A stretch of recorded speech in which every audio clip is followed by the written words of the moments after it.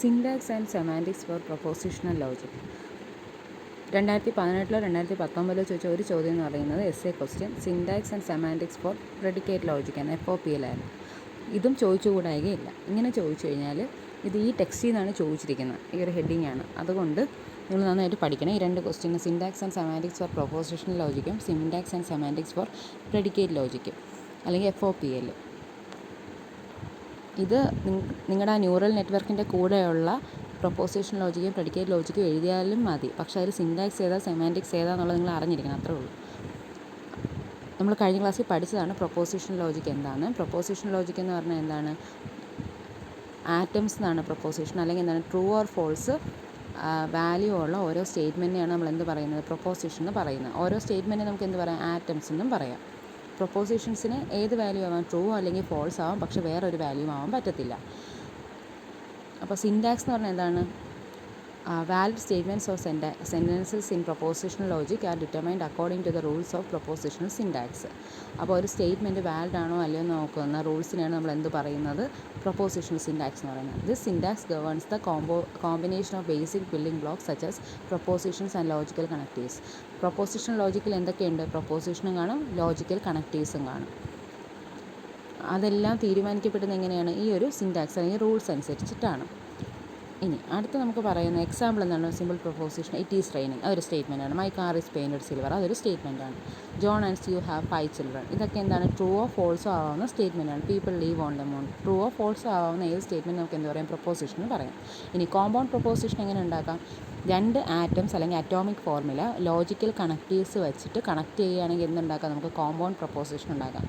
എന്ന് പറഞ്ഞാൽ ഏതൊക്കെയാണ് connectives? And, if, then, if and only if, ഇതെല്ലാം കണക്റ്റീവ്സാണ്. അപ്പോൾ it is raining, the wind is blowing, ഇതിനെ നമ്മളിങ്ങനെ കമ്പൈൻ ചെയ്ത് കോമ്പൗണ്ട് പ്രൊപ്പോസിഷൻ ഉണ്ടാക്കും ആൻഡ് എന്നുള്ള കണക്റ്റീവ് ഉപയോഗിച്ച്. അപ്പോൾ എന്തെഴുതും? It is raining and the wind is blowing. ഇനി അതുപോലുള്ള ബാക്കി എക്സാമ്പിൾസ് അവിടെ കൊടുത്തിട്ടുണ്ട്. ഇനി നമുക്ക് എന്ത് പറയാം? സാധാരണ ഒരു പ്രൊപ്പോസിഷനെ റെപ്രസെൻറ്റ് ചെയ്യാൻ നമ്മൾ ക്യാപിറ്റൽ ലെറ്റേഴ്സാണ് ഉപയോഗിക്കുന്നത്. ഉദാഹരണത്തിന് ഇറ്റ് ഈസ് റെയിനിങ് എന്നുള്ളതിന് നമുക്ക് R എന്ന് വെച്ച് റെപ്രസെൻറ്റ് ചെയ്യാം. വിൻഡ് ഈസ് ബ്ലോയിങ്ങിന് B എന്ന് വെച്ച് റെപ്രസെൻറ്റ് ചെയ്യാം. ഓക്കെ, ടിയും എഫും സാധാരണ ട്രൂവും ഫോൾസും റെപ്രസെൻറ്റ് ചെയ്യാനോ പൊതുവെ ഉപയോഗിക്കുന്നത്. ഇനി ലോജിക്കൽ കണക്റ്റീവ്സ് ഏതൊക്കെയാണ്? പ്രൊപ്പോസിഷൻ ലോജിക് നമ്മൾ ഇതും പഠിച്ചതാണ്. നെഗേഷൻ സിമ്പൽ, ആൻഡ് അല്ലെങ്കിൽ കൺജങ്ഷൻ സിമ്പൽ, പിന്നെന്താണ്? ഓർ ഡിസ്റ്റിങ്ഷൻ സിമ്പൽ, പിന്നെ implies, if then or implication. ഇതിലാണ് നമുക്കൊരു കൺഫ്യൂഷൻ വന്നത്. അത് ക്ലിയർ ചെയ്ത് നമുക്കിന്ന് പറയാം. ഓക്കെ, അത് കഴിഞ്ഞിട്ട് ഡബിൾ ഇംപ്ലിക്കേഷൻ എന്ന് പറഞ്ഞാൽ എന്താണ്? ഈഫ് ആൻഡ് ഓൺലി ഈഫ് എന്നുള്ള. അപ്പോൾ 5 ലോജിക്കൽ കണക്റ്റീവ്സ് ആണ് പ്രൊപ്പോസിഷൻ ലോജിക്കിലുള്ളത്. ഇനി അത് ഇമ്പോർട്ടൻറ്റ് പോയിൻ്റാണ്. 5 കണക്റ്റീവ്സ് നിങ്ങൾ എഴുതണം ചോദിച്ചു കഴിഞ്ഞാൽ. അതിൻ്റെ സിൻടാക്സ് സെമാൻറ്റിക്സ് എന്ന് പറഞ്ഞ് ചോദിക്കുകയാണെങ്കിൽ ഈ 5 ലോജിക്കൽ കണക്റ്റീവ്സ് എഴുതണം, അതുപോലെ ആറ്റംസ് എഴുതണം, എന്താണെന്നുള്ളത് എഴുതണം. ഇനി അടുത്ത് നമ്മൾ എന്താ പറയുന്നത്? ഡീലിമിറ്റേഴ്സ് ആയിട്ട് ഉപയോഗിക്കുന്ന ഏതാണ്? ലെഫ്റ്റ് ആൻഡ് റൈറ്റ് പാരന്തസിസ് ഉപയോഗിക്കാറുണ്ട്, ബ്രേസസ് ഉപയോഗിക്കാറുണ്ട്, പിന്നെന്താണ്? കുത്ത്, പീരീഡ്, ഇതൊക്കെ ഉപയോഗിക്കാറുണ്ട്. ഇനി കോമ്പൗണ്ട് സയൻസ് റെപ്രസെൻറ്റ് ചെയ്യുന്നത് എങ്ങനെയാണ് ഞാൻ പറഞ്ഞു. ഇറ്റ് ഈസ് റെയിനിങ് എന്നുള്ളത് R വെച്ച് റെപ്രസെൻറ്റ് ചെയ്യാണ്. വിൻഡ് ഈസ് ബ്ലോയിങ് എന്നുള്ള B വെച്ച് റെപ്രസെൻറ്റ് ചെയ്തത് എങ്ങനെയാണ്? R ആൻഡ് B എന്ന്. R പിന്നെ ഒരു ഇൻവേർട്ടഡ് സിമ്പൽ, അതിന് B എന്ന് എഴുതിയാൽ എന്താണ്? കമ്പ്യൂട്ടർ എന്ത് വായിക്കും? It is raining and wind is blowing എന്ന് വായിക്കും. ഓക്കെ, അടുത്ത സിൻടാക്സിൽ എന്തൊക്കെയാണ് പറയുന്നത്? ടിയും എഫും എന്താണ്? ഫോർമുലാസ് ആവാം, അല്ലെങ്കിൽ പിയും ക്യൂവും ഫോർമുലാസ് ആവാം. അങ്ങനെയാണെങ്കിൽ ഈ ലോജിക്കൽ കണക്റ്റീവ്സ് വെച്ച് എന്താണ്? നമുക്കറിയാം നെഗേഷൻ എന്ന് പറഞ്ഞാൽ ഒറ്റ യൂണറി ഓപ്പറേറ്റർ എന്നാണ് എന്നെ പറയുന്നത്. ഒറ്റ ആറ്റമേ എടുക്കുകയുള്ളൂ. മറ്റേ ആൻഡ്, ഓർ, ഇംപ്ലൈസ്, അല്ലെങ്കിൽ എന്താണ്? ഈഫ് ആൻഡ് ഓൺലി ഈഫ്, ഇതെല്ലാം എന്താണ്? 2 ഓപ്പറേറ്റേഴ്സിന് മീൻസ് 2 ഇൻപുട്സ് എടുക്കുന്നതാണ്. പി ആൻഡ് ക്യൂ കമ്പയർ ചെയ്യാം. പി ഓർ ക്യൂ എന്ന് എഴുതാം, പി ഇംപ്ലൈസ് ക്യൂ എന്ന് എഴുതാം, P if and only if Q അല്ലെങ്കിൽ ഡബിൾ ഇംപ്ലിക്കേഷൻ ക്യൂ എന്ന് എഴുതാം. ഓക്കെ, പക്ഷേ നെഗേഷൻ എഴുതുമ്പോൾ നെഗേഷൻ പി അല്ലെങ്കിൽ നെഗേഷൻ ക്യൂ അങ്ങനെ ഒറ്റ ഇതേ എഴുതാൻ പറ്റുള്ളൂ. ഇനി നമുക്ക് എന്ത് പറയാം? എക്സാമ്പിൾ ഓഫ് കോമൺ ഫോർമുല എന്ന് പറഞ്ഞാൽ ഇതെല്ലാം കൂടെ കണക്ട് ചെയ്ത് ഉപയോഗിക്കാം.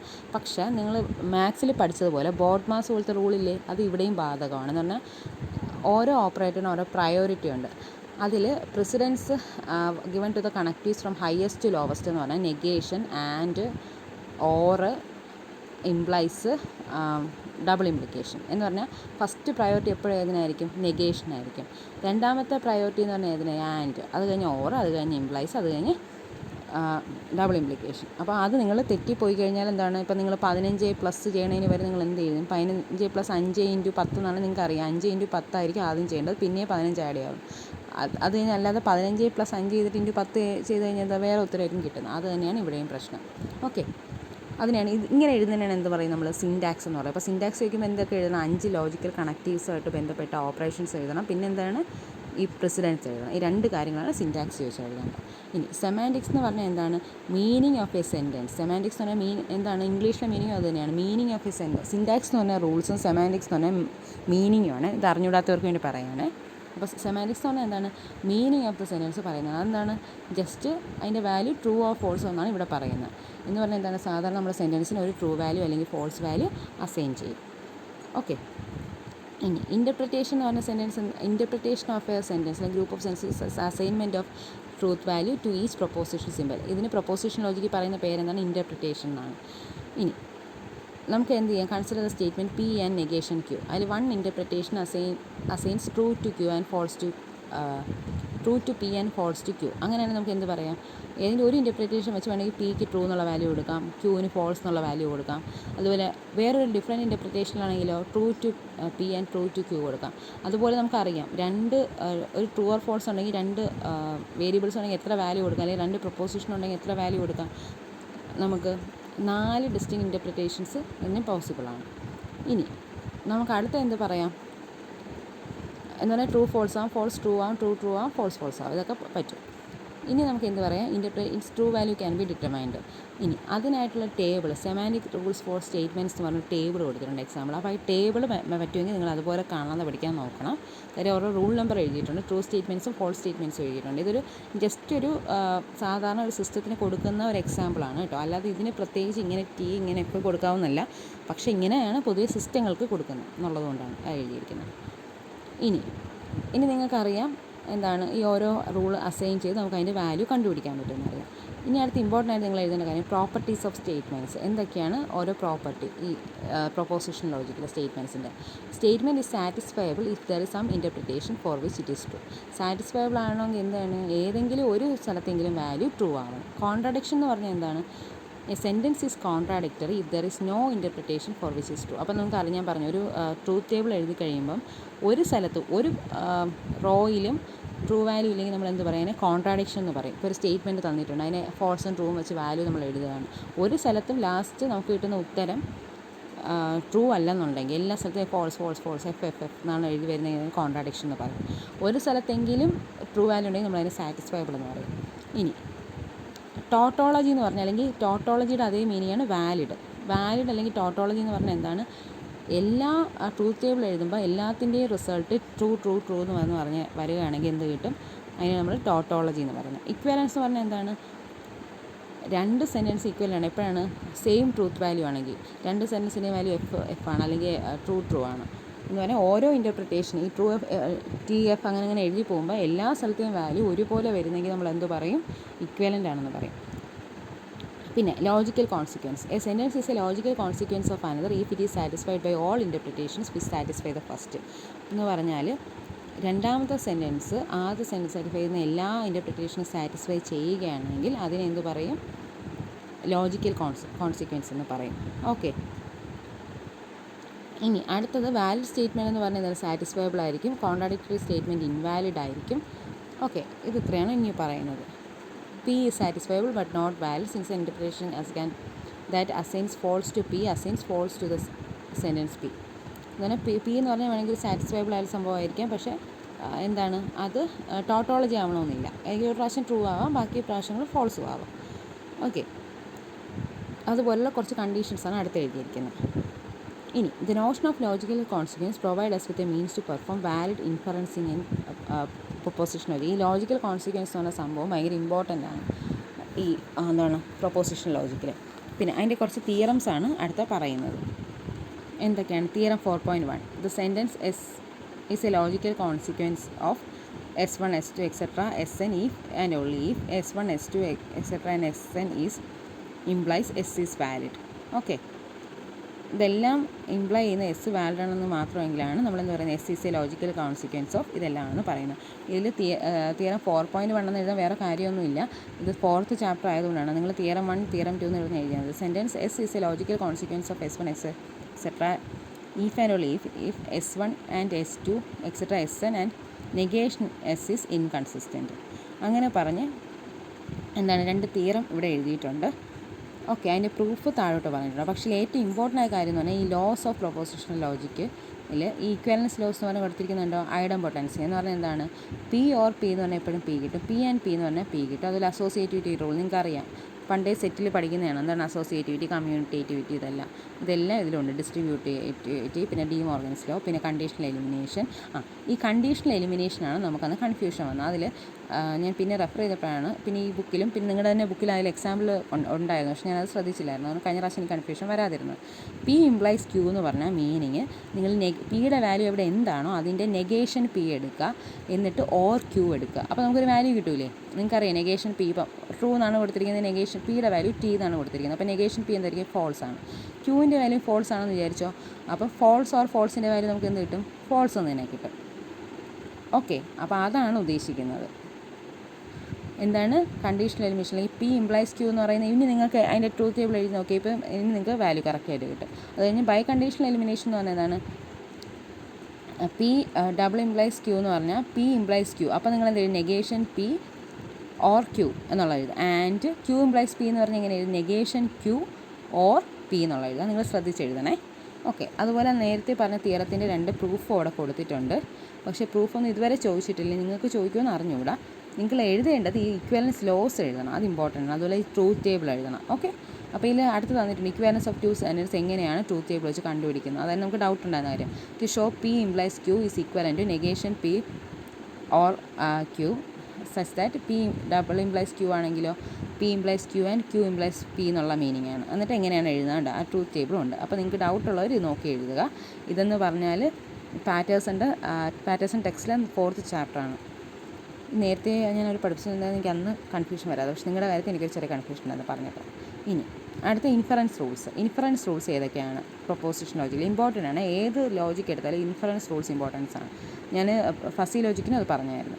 അതിൽ മോഡസ് പോണൻസ് എന്ന് പറഞ്ഞാൽ എന്താണ്, പീൻ്റെ വാല്യൂ തന്നിട്ടുണ്ട്, അതിൽ പി ഇംപ്ലൈസ് ക്യൂവും തന്നിട്ടുണ്ട്.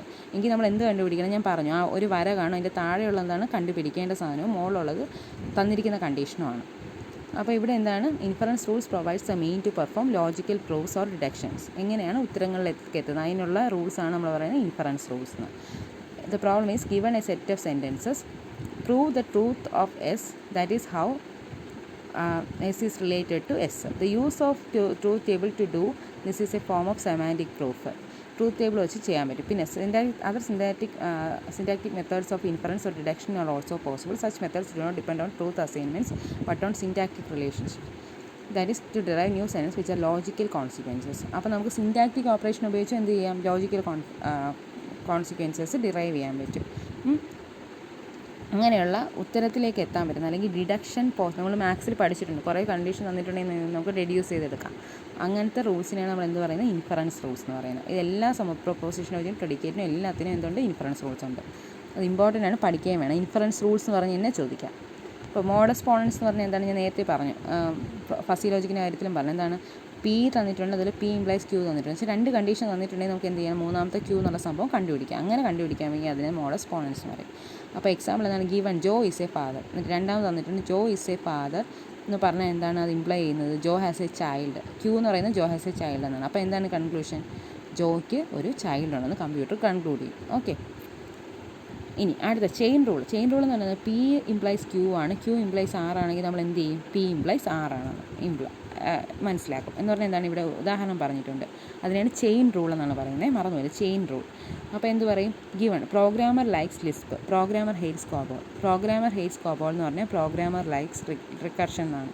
അപ്പോൾ നമുക്ക് എന്ത് കിട്ടും, എങ്ങനെയാണ് കമ്പ്യൂട്ടർ കൺക്ലൂഡ് ചെയ്യുന്നത്, പ്രോഗ്രാമർ ലിസ്പ് ലൈക്ക് ചെയ്തിട്ടുണ്ടെങ്കിൽ എന്താണ്, പ്രോഗ്രാമർ ലൈക്സ് റിക്കർഷൻ. കാര്യം മുകളിലത്തെ റൂൾ അതാണ് പറയുന്നത്, പി ഇംപ്ലൈസ് ക്യൂവും ക്യൂ ഇംപ്ലൈസ് ആറും ആണെങ്കിൽ പി ഇംപ്ലൈസ് ആർ എന്നാണ്.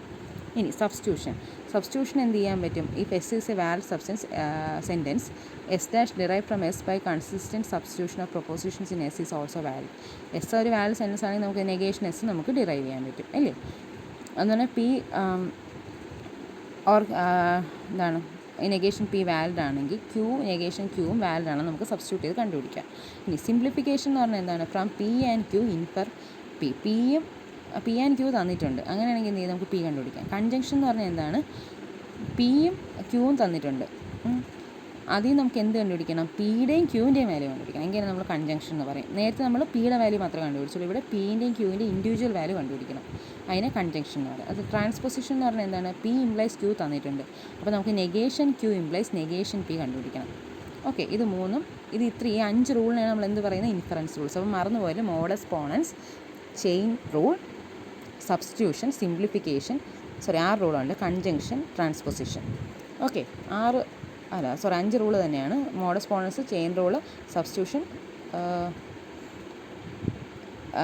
Simplification, conjunction, transposition. 6 റൂൾസാണ്.